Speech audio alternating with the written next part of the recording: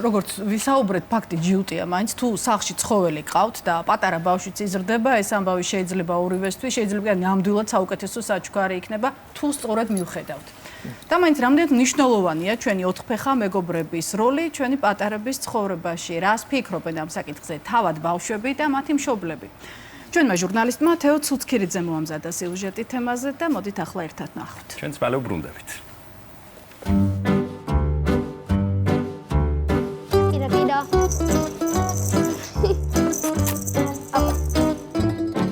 სახლში, სადაც ოთხფეხა მეგობრისა და პატარა ქეთოს ნივთებია მიმოფანტული, ყოველი დღე განსხვავებულია.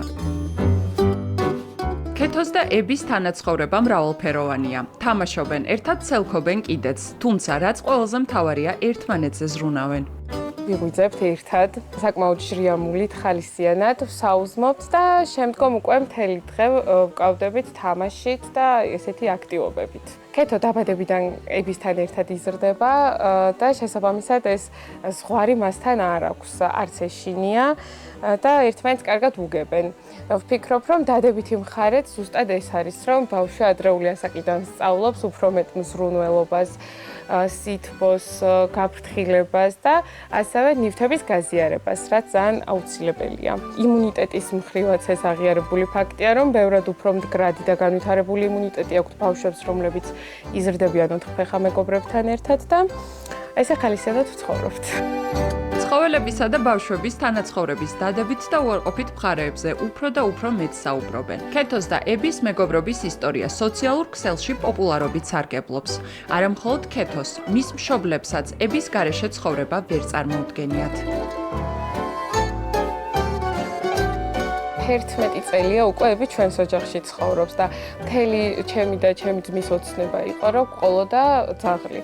მაგრამ დედა ყოველთვის უარზე იყო, იმიტომ რომ შემდგომ აი ეს განშორების მოლოდინის გამო არ უნდოდა დედას რომ ყოლოდა და მაინც ჩვენ გავიმარჯვეთ, მოვიყვანეთ ების სახლში და ჩვენთვის მართლა ოჯახის წევრია. თუ ძაღლი არის დროულად ვაქცინირებული, პარაზიტებზე დამუშავებული, მე ვფიქრობ, რომ პრობლემას არ უნდა წარმოადგენდეს. პირიქით უკეთესიც არის, ბევრად ბავშვი ხალისიანად არის და კარგად ატარებენ ერთად დროს. ცხოველებთან თამაშისა თუ აღზრდის პროცესში პატარებს მგრძნობელობითი აღქმის უნარიც უვითარდებათ. ამაზე როგორც ფსიქოლოგები, ასევე თავად ბავშვებიც საუბრობენ. 10 წლის ნიკუშა სკოლაში წასვლამდე თავის კატაზე ყოველთვის ზრუნავს, უვლის და აჭმევს. ძალიან ზრუნავ პირაზე, ის საჭმელს, წყალს, ყველაფერს უყრი, თამაშები, ის ვაძინებ, ძალიან დიდ როლს ასრულებს ჩემს ცხოვრებაში კატა. ბავშვობიდან შემიყვარდა, ის ჩემს სოფელში წავს კატები და ძაღლები. კირა, მოდი, კირა.